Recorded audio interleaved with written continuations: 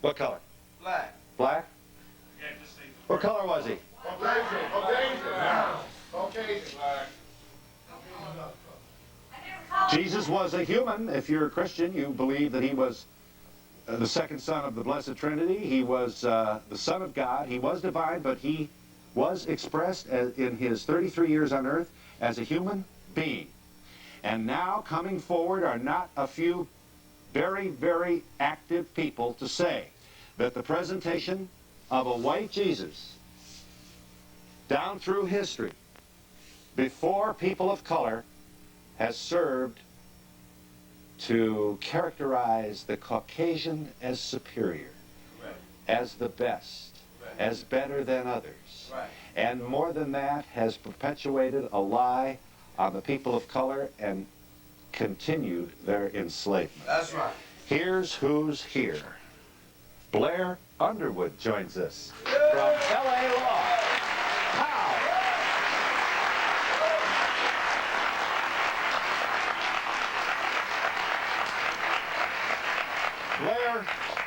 Blair needs no lecture on this. A lot of black folks don't go for this black Jesus at all. Been praying to a white Jesus all their lives. This is their Jesus. And no activist of the moment is going to come along and rip that imagery out of their soul. And they're just as proud of their blackness as anybody else. It doesn't have to do with all this psychological stuff that you newfangled people keep bringing out. Blair Underwood has produced a, it's misleading to call it a movie. It's a 30-minute short film. Yeah, a 30-minute film in which he plays Jesus. Let me show you just a piece of that, Blair, and then we'll gab here a little bit. Jesus, this is the crucifixion. This is right at the beginning of the film. Just a moment to show you. Watch.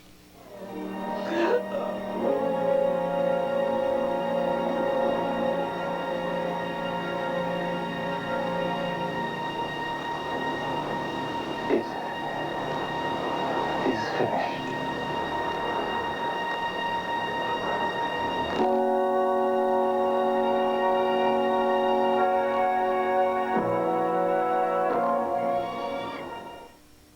Here is the beginning of the film, titled The Second Coming, which was written, produced, and as you see, starred in by Blair Underwood. You should also know, without giving the story of this film away, that the historical Jesus then appears in your film as a contemporary black male. Right. Who is in a mental institution, and they're scared to death of this guy. And, I mean, almost to the point where, you know, they're just beating him down. Did the Rodney King thing inspire you? Oh, most definitely. I've been very outspoken about things that I have dealt with the Los Angeles Police Department. Friends of mine, young African-American males with the so-called justice system. And when the Rodney King, the first verdict, came out a year ago, it hit me. I said, you know, it doesn't matter if you're a so-called celebrity. It doesn't matter if you're Rodney King. Even Christ, if he were a man of color, were to come back, he would be treated the same way. So in the film, that's why he's accused of this heinous crime, without giving too much of it away. But I need to make the point before we get into this, because this can get very heated, as it has before. Well, I don't know. We got a pretty thoughtful audience here. You know, they will offer their own insightful, civilly structured commentary here in just a moment. But it's important for people to realize that this film is not about dividing people. This audience has seen the film. It's about understanding. It's about enlightenment. It's about what this man, Jesus, whatever he looked like, what he taught, his philosophy of love. But we're dealing with this historical figure. Yes, we are. What color was he, Blair, in your own... You are a Christian? Yes, I am. You were raised a Christian? Yes.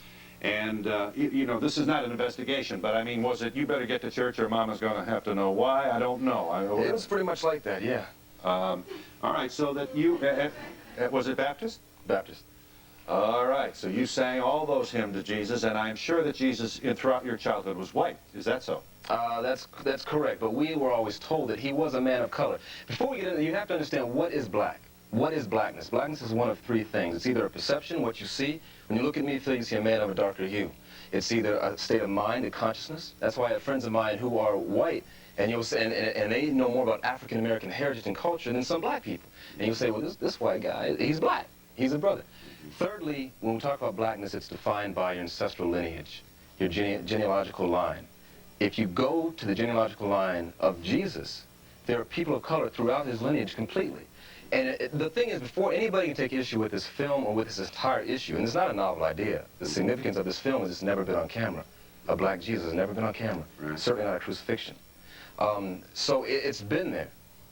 And it's important to establish that because of all the things you said. We talked about the justice system. Well, but once we get beyond that, then, and only then, it becomes relevant.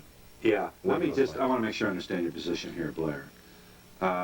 You do seem to be finessing a bit. The color is a matter of the heart, and you're right, there are white people who have been so very, very exemplary in their continued effort to ensure that the civil rights of all people are protected, that people of color, minorities, have started to refer to them as brother or sister. Great, great. But they're still white.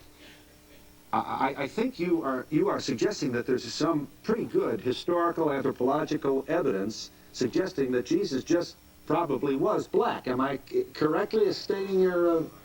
That's right. Yeah. Okay. In that, Was he a Jewish black guy? oh, there's no question. We're talking He about a was. Jewish man from Jerusalem who more than likely, there were no camcorders or Polaroid cameras then, but more than likely had to have been a man of color. We're talking about probabilities. Are you there, caller?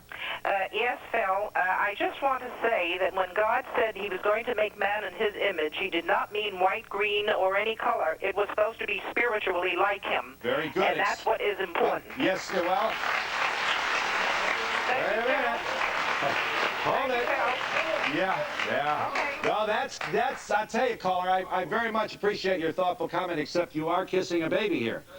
And you're waving a flag.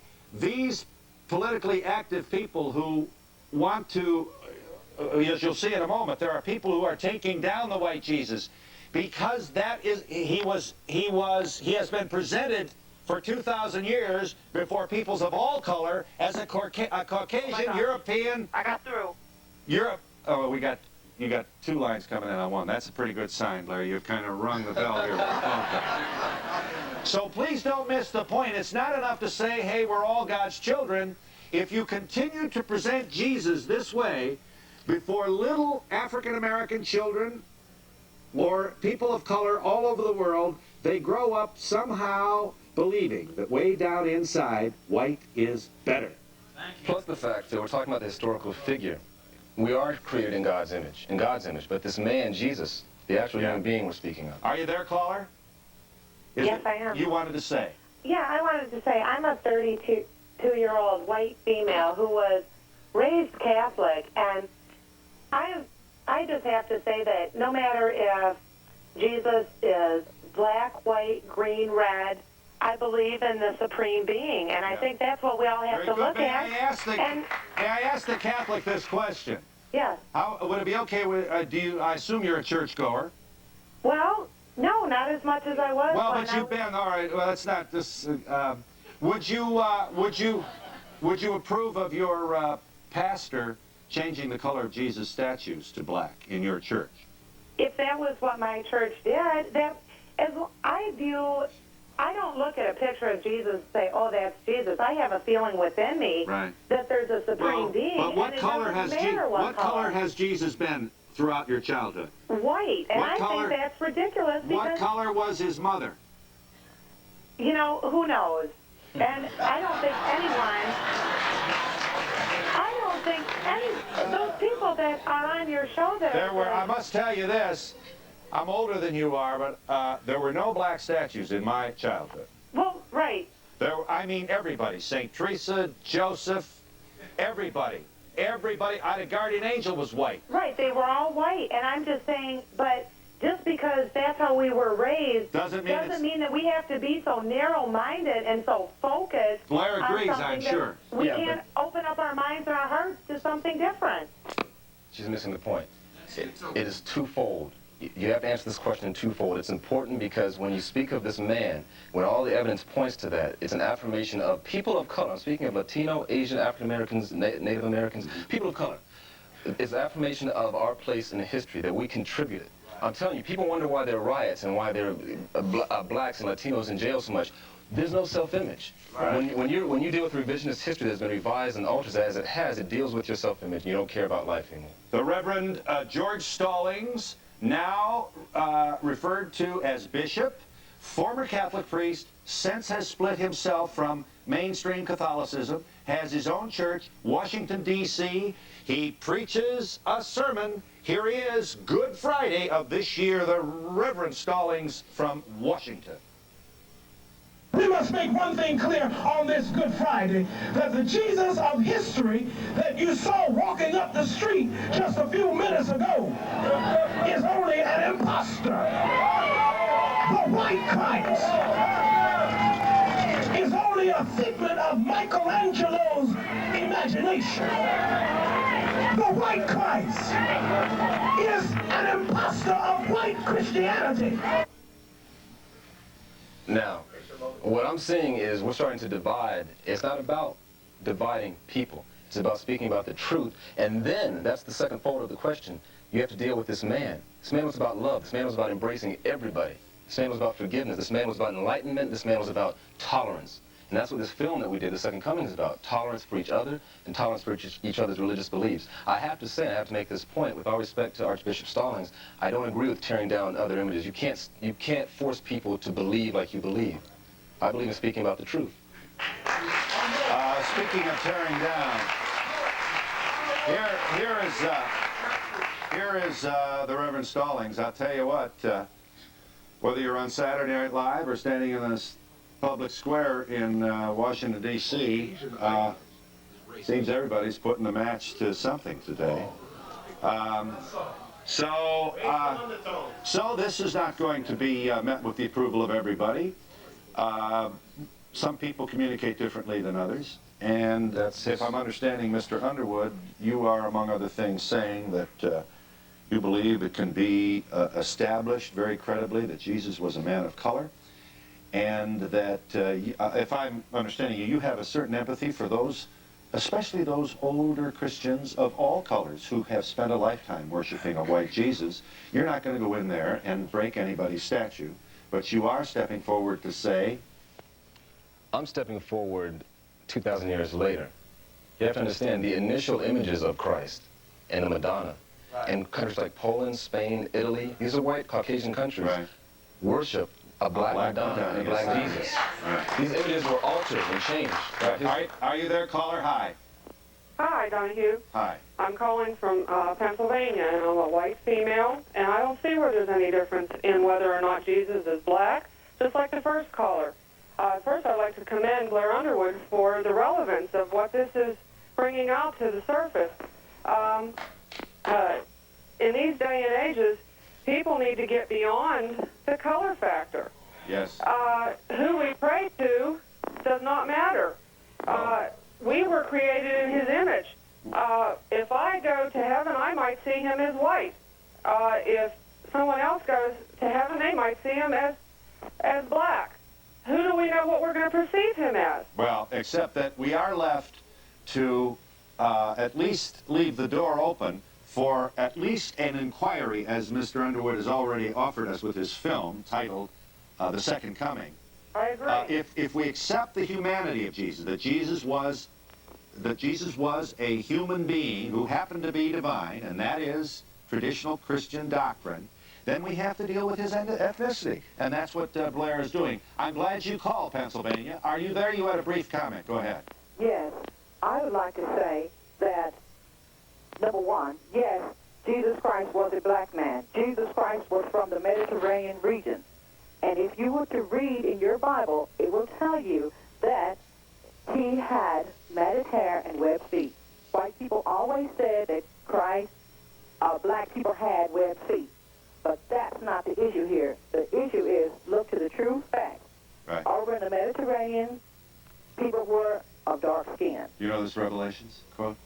Revelations 1 verse 15. Yeah. You know this? You want to talk about it?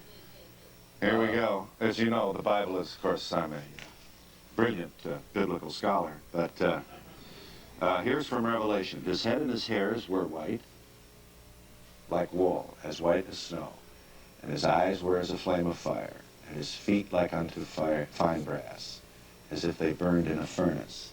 So it's the brass metaphor that you think lends support to his being a person. That is what you usually get, the brass metaphor, and also about the hair. But more specifically, like I said before, because that can be talked away and rationalized away into symbolism. Yes, it can. I'm talking about the ancestral lineage of this man. And in fact, scientists have told us we all come, and the first man and woman were black. So really, we all have it. Yes. Blackness in us. Are you there, caller? I'm glad you waited. Hi, Blair. Hi. Hi, Phil. Hi. I am a white Christian woman, and I believe, I agree with Blair that... You're 5 for 5. Yeah. Right, I agree. I believe just because of geographically where Jesus was born, that he was of color. I don't know particularly what shade, but I know he was of color. And I also think that, you know, when it comes down to it, everyone who's a Christian believes in Jesus' blood, and that's what matters, the color of his blood. I do thank you for your call. I assume Blair is encouraged by the support you're receiving. You come out here waiting to hear some self-righteous white Christians stand up and say, who do you think you are messing with my Jesus? Well, that is part of it. We have gotten that, and we will get more of that. But these are people who have missed the point. And we'll be back to talk to young people, white and of color, about this issue. We'll talk to a leading member of the National Baptist Convention from Indiana, as well as other Christian people about how they feel about the effort to re-examine the man who was called Jesus. What color was he? And we'll be back in just a moment.